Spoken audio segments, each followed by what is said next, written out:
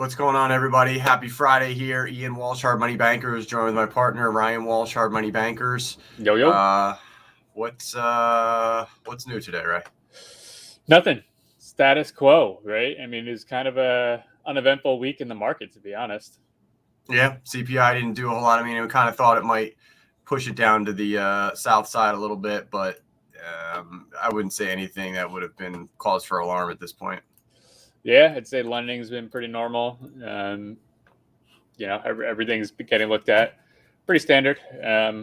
So yeah. Yeah, I'd say actually for this time of year, I'm actually a little busier than I've been in past years. So I don't know if I still think there's a cycle to the COVID thing where like it kind of threw the cycle off a couple of years ago, where it like made spring, summer, and then it like kind of did it again the following year, like following summer, and then it's kind of coming back now, but it kind of messed the cycle up with like spring to summer and summer to fall and so forth, because I got like a late push, but it was like quiet. It was like in August in the beginning of September. So so what's up, Brian? Brian's watching, enjoying the show, maybe not from the beach, or maybe a beach in Florida. Brian likes Florida. So I'd be curious, Brian, if you're seeing the same thing that Ian just observed, like the COVID from a lending perspective. We noticed like the typical cycles that you see from March to May, and then back again, near the end of summer. Everything's a little off. It feels like it's like a month off right now. Like everything feels like a month and a half or a month off. Yeah. So I'd be curious if they're seeing the same thing kind of in the Jersey Shore markets. Yeah, I guess it depends on how they kind of move. So this was the just as a recap, this was the Dow hourly that we've been watching. It was in that uptrend for the last month. It's clearly broken it. I think we talked about it yesterday. It clearly did break it. So I said they were either going to kind of hesitate and then run it back up if you're a bull. So they broke it. Maybe there's like a backside retest that has to happen today. I'm not sure. But it doesn't really, there's still just nothing alarming. I do think we're looking at a leg back. I think we're looking at a pullback from that crazy run up from Evergrande. So I wouldn't be surprised if the next, week or two short bias. But no news to cause for any kind of 1,000-point days yet. So what's that channel? Because I can't really read the price point on your screen there, because we just got back to 36,000 in the last 30 minutes. So I'd be curious, does that put us right back at the kind of the channel cross there? That would be like 36,100 probably. Okay. Yeah. So yeah, which is interesting, because that's the top of the downward trend and the bottom of the upward trend one, right? Like right intersecting channels, super common thing. That's where it's where the buyers and sellers have to make a decision. It's a common place where you start to see like price kind of go sideways. So you kind of get into, so it intersects and then it's usually forms like a sideways channel like this, and then it would make its move back down or up from there. So it usually goes up, sideways, and then either up or down from there. It's not too often they go straight up and straight down, or straight down and straight up. It can happen, but that's usually what you usually see with more sideways movement. Brian just got back from his Florida house. Okay, so his answer to your question, Ryan, we have not seen a dip in price. Usually happens in November, December, but not in the past 2 years. Competition is less somewhat. Shouldn't be if you are a buyer. Now is the time. It's always the time, right, Brian? So Brian has not seen too much. I don't know if it I'm only talking like a month and a half in terms of activity, Brian. So not so much as price. I'm thinking like just activity level seems like it's kind of shifted by like a month and a half, like where I'm getting like a hard push now where I would have expected that about a month earlier. Same thing in the summer. Like I got like a push later in the summer than I normally do, and then it was just a little bit off. It's been a little off since COVID. Just like the volume numbers is kind of what you're saying, right? The volume numbers, yeah. Not necessarily price, yeah. Yeah. So that's kind of looking at the Dow. I mean, I would say nothing really to talk about there moving forward. I think, though, this is an interesting headline that I saw, which was a record number of Americans just quit their job as job openings surpass unemployed workers by a record 2.8 million. So to me, this is really weird that we have high unemployment numbers with excessive liquidity in the market and excessive jobs. Like, obviously, It's an odd formula that I don't think we've seen before. I've never seen it. I've never even thought of it. Never even heard. Like, how do you have more jobs? Like, people just not working. So what are they doing? Like, they're gonna Also burn through the money. you also Like, have a record number of refinances happening right you also now. have, yeah, you also have a record number of Coincidence? I don't refi. know. High unemployment, no money, record number of refi. That's three interesting things together.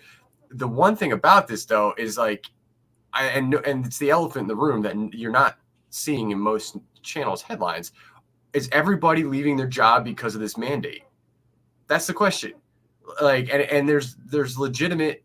I'm sure it definitely has to do with it. I mean, I think it's one of those another perfect storm type situations. And but then you go, if you think about that, if you think if everybody's leaving their job due to the mandate and we're reaching, extremely high numbers, that is a ton of people quitting due to this. Like, that's a lot. That's not just like, one out of 100. Just to clarify the mandate we're talking about the vaccine mandate that's requiring people to get vaccinated if you work for a company that has 100 or more people, and that's even in the private sector.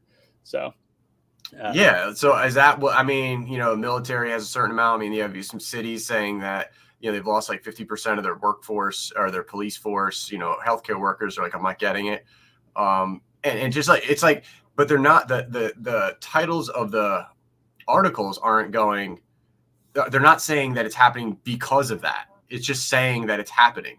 So they refuse to put it on there as saying like, this is the reason. And it's like, look, you try to put a reason on everything else. Why not this one? Why aren't you saying it? Say what it is. But I feel like if it just keeps going up, they're going to eventually have to be like, yeah, it's because of the mandate, and people aren't going to have that freedom stripped away, that they're not going to be forced. Like, I don't really care what you think about vaccines, but you're asking a totally different topic here, which is, your freedoms being at risk. And, that's a serious question. It's a big freedom, your body. Yeah. I mean, I think this article you pulled up hits a lot of things. So actually they just announced, get rid of the Brian recount. I feel like I'm like trying to like. Oh, sorry. I'm sorry. I was looking at Brian's topic. Yeah. You just talk over, like just look over it and talk. Okay. All right. We'll come back. Okay. Go ahead. So they just announced that we just hit the pre-pandemic unemployment levels, meaning they have gotten the jobs of unemployment. Not so. There's a difference between people who are leaving their jobs and quitting versus unemployment, right? Mm-hmm. So two different factors. So they're saying unemployment is now at the levels it was pre-pandemic. So they are considering that as a case closed. But what they're not incorporating in that is, okay, so let's just say all these jobs you get paid $50,000 a year, right? Pre-pandemic, right? And they've all filled, right? We're all back to the same numbers. Great. Except that $50,000 doesn't get you the same amount of stuff as it did pre-pandemic, right? It doesn't account for inflation. And that's obviously the big term that everyone's saying now, inflation, but it's very true, right? So yes, okay. So the unemployment numbers are back to pre-pandemic, but it doesn't account for inflation also going up. So you have that going on. Then you have the record number, the Great Resignation is the term that's being thrown out there. You have the record number of people quitting their jobs. Now, initially, this was during COVID, and people are and companies saying, "Okay, back to the office, everyone." And people are saying, "Nah, forget it, I quit." Right? I'm going to go find somewhere I can work remote because I adjusted to this remote life and I like it. That was the reason they were giving several months, like back in April. But now, as you're saying, what they're not including is the people saying, "Hey, I'm not going to go back because you're forcing me to get whatever it is." I mean, this one happens to be a vaccine, but there is a mandate that the government's forcing people to do something, and some people are saying, "Fine, I quit." Right, and that's your perfect storm that you have happening right now. They're pumping the numbers of unemployment's back to pre-pandemic, but no, you got inflation and you got a record number of people leaving their jobs, and you got a record number of home refis going on for people. Yeah, the home refis is very interesting in that it fits right in line with why you go, okay, well, we'll refi the house. It'll buy us 6 months, see what the government's going to do. Like, that's what you're thinking, right? But then then what when that money runs out? So you're on a clock when the refis hit a certain level of liquidity. Jesse jumps in. Jesse Briggs, yo. Jesse from Texas, the great state of Texas. They probably have some opinions on the vaccine mandates. Yeah, can't be in Texas without it's they all freedom or go home. So but yeah, I mean these are things that are, again, it's just that compression of underlying issues that are just something will pop and then it's just domino effect, and we're just kind of timing it, and it's just or working on the timing of it. Right now we're going to probably see another leg back on the market, right? It's going to pull down. I mean, it has to. It can do anything it wants, but it will likely pull back from where it is. Do we see Dow 40? I don't know. Well, I think you said it perfectly. We are currently on a clock right now. And that's what it's a race of whether or not. So going back to the same thing we've been talking about since September, you got supply chain, you got inflation. What was our third? I don't know. Evergrande. I guess Evergrande kind of falls in line with the supply chain and inflation, right? I feel like inflation and supply chain are like the big like services underneath, and then Evergrande is big enough to be the actual like catalyst to make it happen. Because I don't think I guess they could make up a story to blame supply chain and on its own, but you kind of need you need the bad guy, you need the villain to point the finger at. Right. And you can't. Supply chain isn't a villain. Supply chain is just saying, watch this movie. Right, supply chain equals movie, whereas you need the villain in the movie. The villain, a very likely villain, would be Evergrande, China, right? And then do they go back to the whole did COVID come from China? Are we going to go there and try to I don't know. I don't know what the narrative is really going to be in the movie, but the bad guy and could easily be Evergrande in this scenario, or the finger to point and everybody to just talk about how mad they are about Evergrande. Yeah, and that's when we've kind of said this before, is like right now people are joking. There's still jokes about how expensive gas is, how expensive food is, right? But it's still jokes. It's not anger yet. Seeing some anger, some blame, right? But that's kind of like your typical political.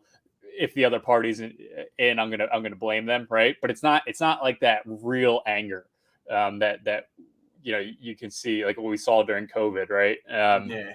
I'd say during COVID or eventually, right into Black Lives Matter, that was real societal anger happening.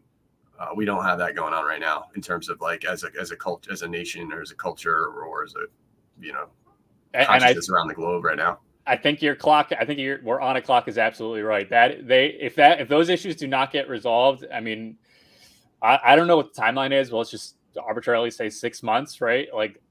You're going to have a lot of really pissed off people, and yeah. I'd have to look at the refi, how long of a clock you have. I don't know this answer. How long you'd have on a refi once the refis hit a certain level, and then it's all right, well, how long does it take the average person to burn through that refi? I don't know that number. So how much does the average person live above their means is what you're saying? Yeah, basically, yeah.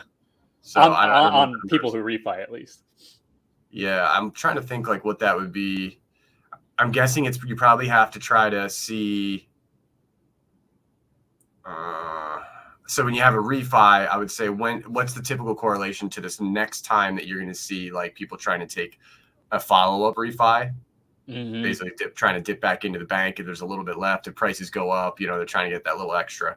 That would probably be the timeline. But I don't really know what the average, refi buys somebody. I can't imagine, honestly, though. I mean, the majority of America lives paycheck to paycheck. So it doesn't become, this isn't, a super long time to take that money. Because a lot of it too is, you go tap into your house and you get 50 grand, right? Or 100 grand or whatever that number is. A lot of people aren't rationing that money down to all right, let me make this last 2 years. They're I got 50 grand in the account. Let me go buy a few nice things. Right. It's a loose management of the money, so it goes, I'm going to go just on human nature that it goes pretty quick. But I don't know what that is. Yeah. I mean, everything's lining up for my sequel still. 2022 part 2, 2020 part 2. 2020 part 2. 2022. Yeah. Got it. All right. Unless it gets resolved. I'm hoping it does. You know, I don't know what it's going to take to do that, but Got me. Yeah. Monday. Have a good weekend, everyone. See ya.